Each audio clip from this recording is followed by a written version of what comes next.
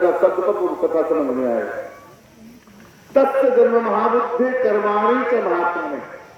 राजा परीक्षित का जन्म बड़ा आश्चर्यमय हुआ। पहले तो गर्भ में इतना पीड़ा हुआ, कष्ट हुआ कि ब्रह्मास्त्र मारा गया। गर्भस्थ शिशु को ब्रह्मास्त्र मार दिया जाए। ब्रह्मास्त्र में बहुत बड़ा अस्त्र है, भगवान की सेवा है। इसीलिए स्वस्थाना को मारा भगवान ने, उसका मरी निकाल लिया कि तुम ब्रह्मास्त्र चलाना तो जानते हो मगर उसका रोकना जानते हो। यदि उसको रोकने का ज्ञान नहीं, जैसे आज के समय में परमाणु हमारे वैज्ञानिकों ने बनाया तो, लेकिन मात्र वो चलाना नहीं जानता है, उसको रोकने का उसके पास कैपेसिटी आज भी नहीं। मगर पूर्व काल में जब भगवान श्री कृष्ण का समय काल था तब ब्रह्मास्त्र चला तो दिया था, लेकिन अर्जुन के पास अविद्या था जो ब्रह्मास्त्र को रोक ले। भगवान कृष्ण ने ये विद्या अर्जुन को पढ़ाया कि ब्रह्मास्त्र के प्रभाव को बिल्कुल शून्य कर देता था अर्जुन। ऐसे परीक्षित की रक्षा भगवान श्री कृष्ण ने गर्भस्थ शिशु का किया। समानुसार बंधु उत्तरा के गर्भ से राजा परीक्षित का प्रादुर्भाव होता है, जन्म होता है। मातृ गर्भगतो वीर शतदाभृगनंदन दर्श पुरुषम कच्चित दहीमानो अस्त्र तेजसा अंगुष्ठ मात्र ममलम अस्वत्थ पुटमौल्यम। अंगुष्ठा के प्रमाण दिया है कि गर्भस्थ शिशु की रक्षा करने के लिए भगवान गर्भ में कितना जगत होता, उतना ही सूक्ष्म शरीर भगवान का, लेकिन सर्वांग शरीर का भगवान कृष्ण। और आपने चक्र भी था और गर्भ में चारों तरफ घूम रहे हैं। आज गर्भस्थ शिशु परीक्षित शिशु समय भगवान को देखे, गर्भ में ही राजा परीक्षित ने भगवान का दर्शन कर लिया।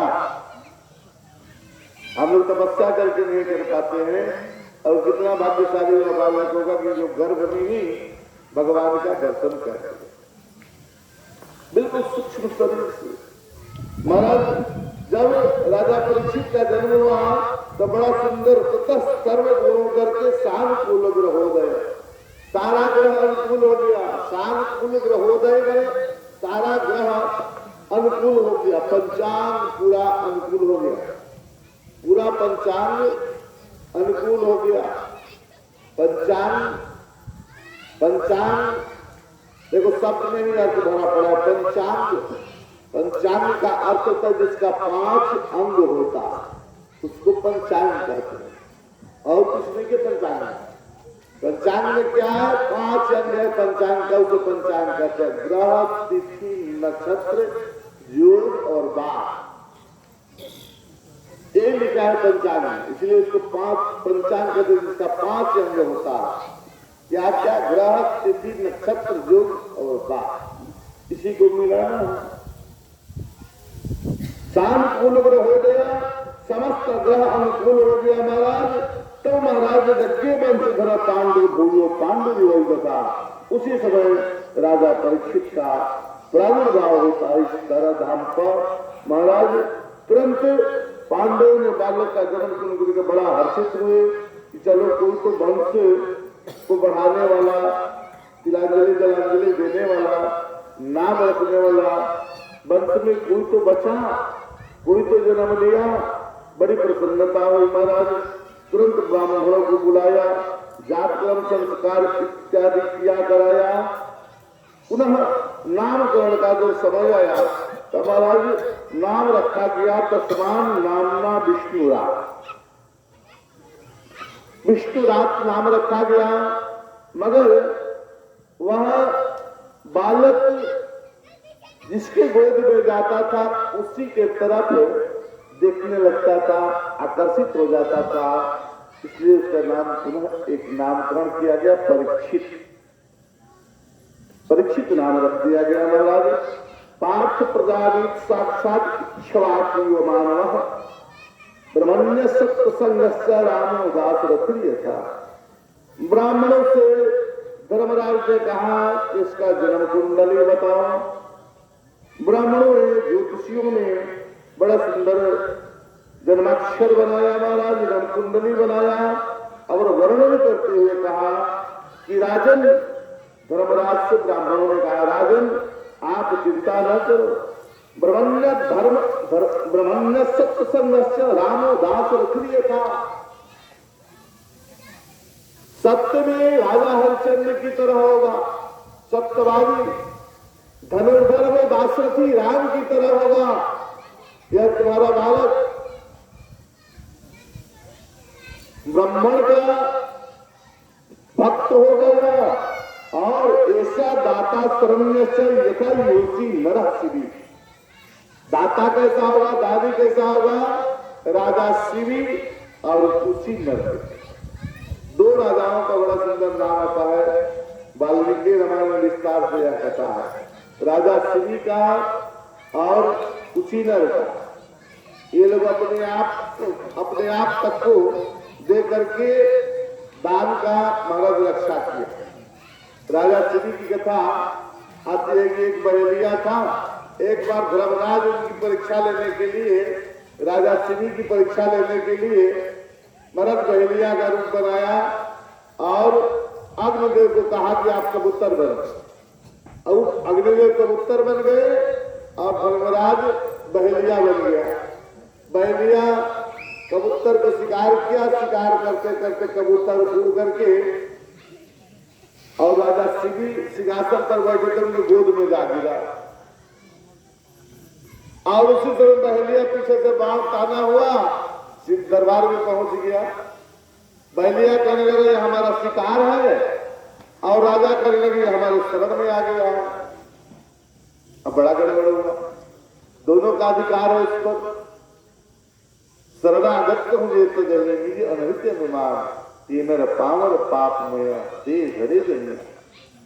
सूर्य वंश के राजाओं का यह संकल्प राज शरणागत का परित्याग नहीं करना चाहिए, क्या इसके लिए युद्ध ही करना पड़ जाए। राजा शिवी ने कहा कि मेरे शरण में आ गया, मैं इसको नहीं छोड़ूंगा, नहीं मारने दूंगा।